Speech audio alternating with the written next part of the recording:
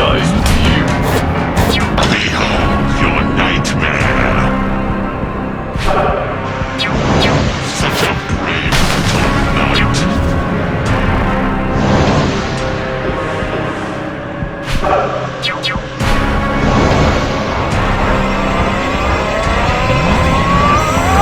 Away, demons!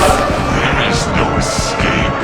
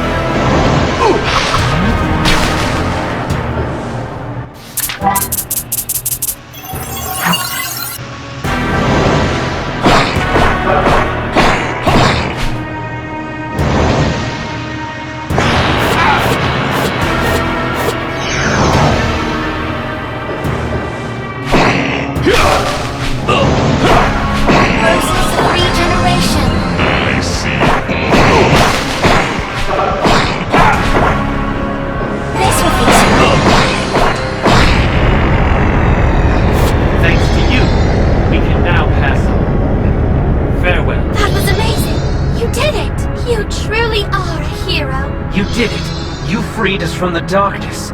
You truly are powerful. You saved my brother and everyone else. Thank you, brave knight.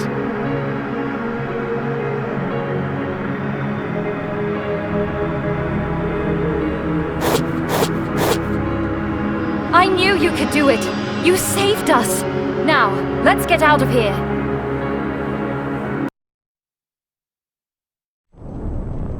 The archdemon known as the Master was defeated by Matteo.